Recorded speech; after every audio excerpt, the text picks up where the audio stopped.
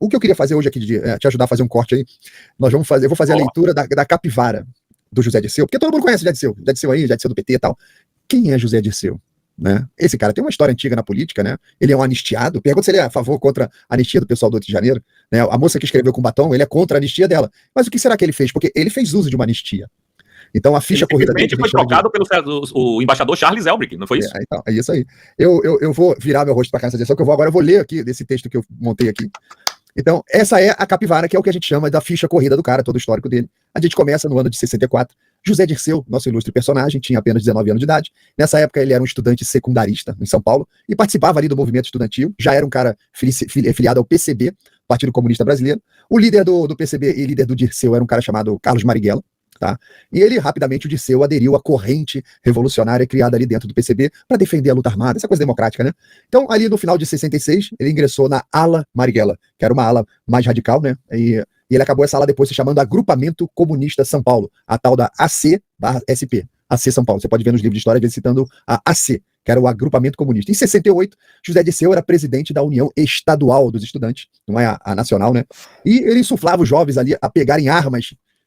Engraçado, né? E tinha armas naquela época, não era igual foi no 8 de janeiro, né? Golpe de Estado, era sem arma, não. Ele insuflava e tinha armas para dar para o pessoal que quisesse insuflar. E no dia 2 de outubro de 68, ele foi um dos líderes do conflito, no qual se envolveram ali na rua Maria Antônia. 1000 universitários da Faculdade de Filosofia da USP e do Mackenzie saíram na porrada no meio da rua. E o que aconteceu? Os alunos ali da USP em São Paulo, né, que era o maior centro estudantil de esquerda da época, acho que não mudou muita coisa, eles organizaram um pedágio para arrecadar dinheiro para a Uni no meio da rua. E revoltados com as badernas constantes provocadas ali pelos esquerdistas, quem diria, né, quem poderia imaginar tal coisa, os alunos da Mackenzie, situado ali na mesma rua, Mackenzie que tem sua fundação na Igreja Presbiteriana, tem sua ligação, e o meu bisavô é um dos fundadores da Igreja Presbiteriana do Brasil, tá lá no hall dos fundadores, também o Laudelino de Oliveira Lima, vocês podem encontrar lá. Então o pessoal da Mackenzie, situado ali na mesma rua, ao negarem a contribuição, aquela coisa do trote na rua, exigindo dinheiro e tal, foram atacados pelos esquerdistas e a porrada começou, né? Os estudantes transformaram a rua Maria Antônia num verdadeiro campo de batalha. Qual foi o saldo dessa briga, onde o Dirceu era um dos líderes? Os estudantes acabaram de transformar aquilo ali num campo de batalha, e o saldo foi o seguinte: o estudante secundarista José Guimarães foi morto com um tiro na cabeça, 10 outros feridos e 5 carros oficiais, carros de polícia, incendiados. Com todo esse clima, num 12 de outubro, a Uni realizou em Biúna, lá no interior de São Paulo, o seu 30º congresso, né? Onde a polícia, informada pelo telefone, que inclusive vários elementos procurados por essa briga aí na rua, o pessoal fala, não, foram lá perseguir os estudantes. Tinha mandato de prisão para um monte de gente, tinha gente morta, 10 feridos, gente com baleado, bala na cabeça, igual 8 de janeiro. Quantos mortos teve no 8 de janeiro, né? Dezenas e dezenas de mortos, né? Então, a mesma coisa. Então, naquela época era uma briga, aqui foi Brasília, foi golpe de Estado. Mas vamos lá.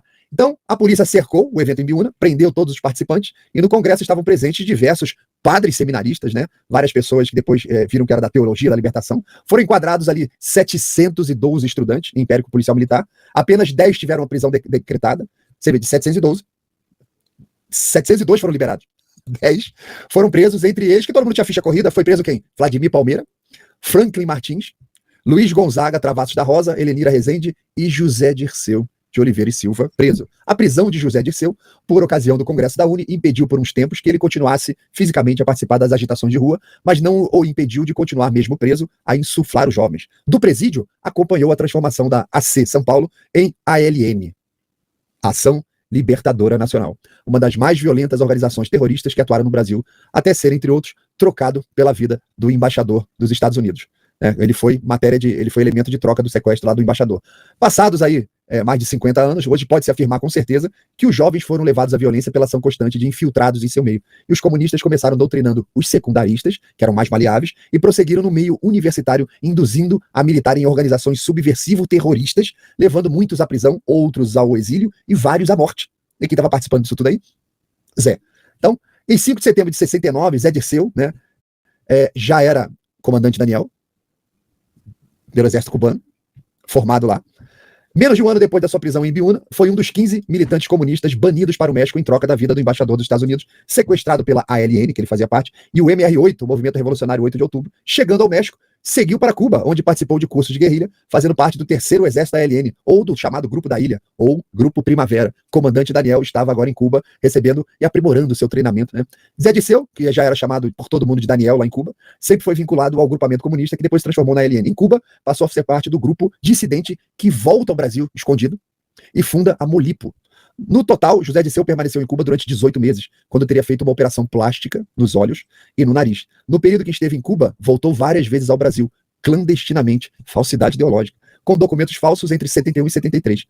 Em 2004, a revista Isto É publicou o seguinte: Dirceu já recomeçou do zero várias vezes e teve tantos nomes falsos que nem ele se lembra os nomes que teve. Uma identidade falsa entre 71 e 73, no seu primeiro retorno ao Brasil na clandestinidade, tinha vários codinomes, passaporte argentino, tudo documento falso. Né? Zé Dirceu voltou definitivamente ao Brasil, né, como sempre clandestino, em abril de 75, quando a luta armada já havia terminado, e ele usava o nome falso de Carlos Henrique Gouveia de Melo. Radicou-se em Cruzeiro do Oeste, no Paraná, como cacheiro viajante. Esta região foi selecionada pela inteligência cubana para fazer parte do currículo dos cursos de guerrilha ministrado aos brasileiros, seja para atender aos interesses de José Dirceu, seja pela localização estratégica da área, pelas facilidades de acesso, tá? Dispersão, fuga e acesso a outras áreas, seja pela possível existência na época de uma estrutura de apoio que recebesse desses a segurança de José Dirceu e ele dando segurança a outras pessoas da organização. Tá? Em Cruzeiro do Oeste, com documentos falsos, casou-se com Clara Becker, que nem sabia quem ela estava se casando, com quem teve um filho, e a moça não sabia quem era José Dirceu, e o filho também não sabia. Somente depois da anistia, em 79, sua mulher tomou conhecimento da sua verdadeira identidade, e ele se empirulitou. José Dirceu, até junho de 2005, era chefe da Casa Civil, né, e homem forte do PT no governo Lula, com o escândalo aí dos Correios e as denúncias do Mensalão, propinas que seriam usadas para a compra de apoio ao governo, pediu demissão do cargo, voltou à Câmara, onde, como peça-chave do esquema, segundo o Bob Jeff, lá do PTB, foi inquirido na CPI instalada para apuração de possíveis irregularidades. Em 30 de 11 de 2005, por 293 votos a 192, teve o seu mandato cassado no plenário da Câmara e perdeu seus direitos políticos por 8 anos. Na realidade, ele terá de esperar 10 anos para poder concorrer democraticamente a algum cargo eletivo, né, que ele foi afastado. Bom, e o que acontece depois disso? É o José Dirceu que a gente viu, que ficou preso e tal. Aí eu volto a ficha dele lá com os militares. A ficha corrida dele, que lista o que ele fez. Aonde ele esteve. A capivara propriamente dita. Estava falando da biografia, agora a gente vai para a capivara. Vamos lá. A partir de 1971, tá? Assalto ao supermercado ao Barateiro, na rua Clodomiro Amazonas. Se preparem. Assalto à PUC de São Paulo. Assalto ao supermercado Morita. 2 assaltos ao supermercado ao Barateiro na Avenida Água Funda. Novo assalto ao supermercado ao Barateiro, rua Clodomiro Amazonas. Assalto à escola Educabras, rua Tabor, no bairro do Ipiranga. Assalto ao 37º cartório de registro civil. Assalto à agência do Ministério do Trabalho. Assalto à firma Kelmag, com K, em Barra Funda. Assalto ao caminhão da Swift, de comida, né, enlatados. Novo assalto ao supermercado Morita. Assalto à agência do Bradesco na rua César Castiglione Júnior. Panfletagem armada em Santo André. Assalto ao Hospital Pamplona. Assalto a uma casa de aparelhos de plastificar na Lapa. Panfletagem armada no bairro de Sapopemba. Assalto a um posto de identificação na rua Doutor Erasmo Assunção, número 31. Assalto, incêndio e roubo de armas de uma radiopatrulha em São Caetano do Sul, onde o soldado da PM de São Paulo, Norival Siciliano, foi ferido gravemente com um tiro no abdômen. Atentado à bomba no consulado da Bolívia, causando ferimentos graves em 10 pessoas, inclusive um menor de idade. Propaganda armada com incêndio de um ônibus da Companhia de Transportes Urbanos, TUSA, né? Na ocasião foi morto o cabo da PM de São Paulo, Nelson Martinez Ponce, com uma rajada de metralhadora disparada por Ailton Adalberto Mortati.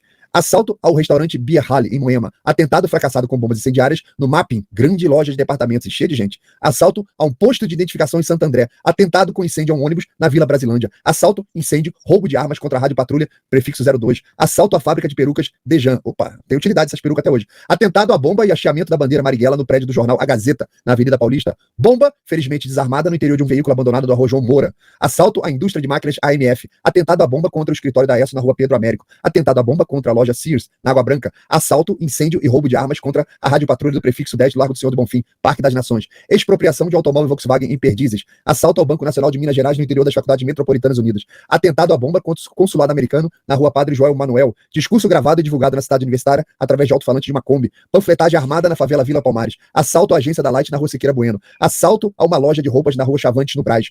Acabou 71, agora 72. Não é possível. Eu achei que você estava falando da vida toda, porra. Não, foi só 71.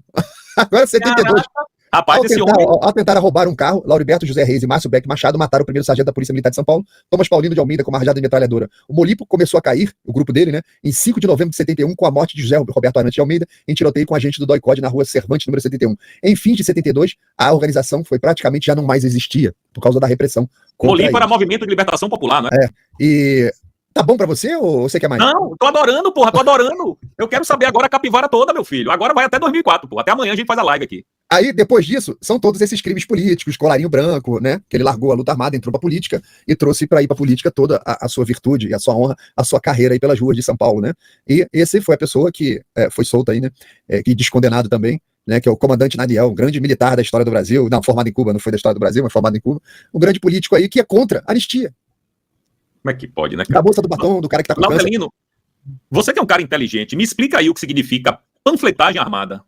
O cara vai na rua com um papelzinho revolucionário, com uma arma na cintura, fuzil nas Se costas. você não tiver o papelzinho, É. eu te dou tiro. Vem cá que eu vou conversar pra você sobre a nossa luta. Aí o cara tá olhando o cano da arma ali. Quem sou eu, né? Rapaz. Ok, sim.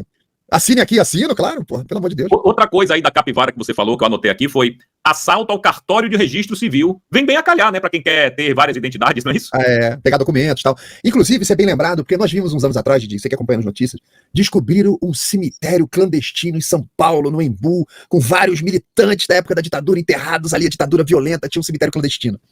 Aí quando a gente foi apurar o negócio, foi o seguinte, eles não roubavam documento civil. Justiçamento, né? Não. Eles não roubavam documento civil, não roubavam cartório, não tinha nome falso. Quando eles morriam de acidente de trânsito, morria de atropelamento, morria de morte morrida, morria de doença, quando morria de tiroteio, seja lá do que eles morressem, eles eram enterrados com o nome do documento. E se publicava no jornal, porque não aparecia familiar de ninguém. Imagina o Didi tá na luta armada, e o nome do Didi não é Didi, é Dedé. Aí Didi tá lutando como Dedé. Aí você vai morrer, quem morreu? Morreu Dedé. Claro. Aí a sua família fica sabendo que morreu Dedé. Não, meu filho é Didi. O meu irmão é Didi, não é Dedé. Aí ninguém ia lá reclamar o corpo. A gestão pública de São Paulo, a administração pública, fez naquela época e se faz hoje. Você tem uma área do cemitério que é reservada aos indigentes. Você vai lá e enterra. E tá o registro lá, isso aqui, ó, enterramos Dedé. Se aparecer algum parente, alguma coisa, tá registrado. Aí a galera foi lá nesse cemitério do Embu, achou, acho que foi Perdizes, eu não sei qual foi o cemitério, achou e falou, cemitério clandestino da ditadura. Aí você vai lá e fala, não foi clandestino, era a área dos indigentes, e a galera que tava lá enterrada lutou na luta armada, mas foi enterrado como indigente porque nem os parentes sabiam que ele tinha morrido. Era dado como desaparecido político. Quando o pessoal fez o Depara, né? Opa, peraí. Até o pessoal da Comissão da Verdade, aquela turma toda que tava lá roubando o Brasil naquelas comissões, falou assim, não, o Dedé era o Didi. Aí a família... Então ele morreu naquela época.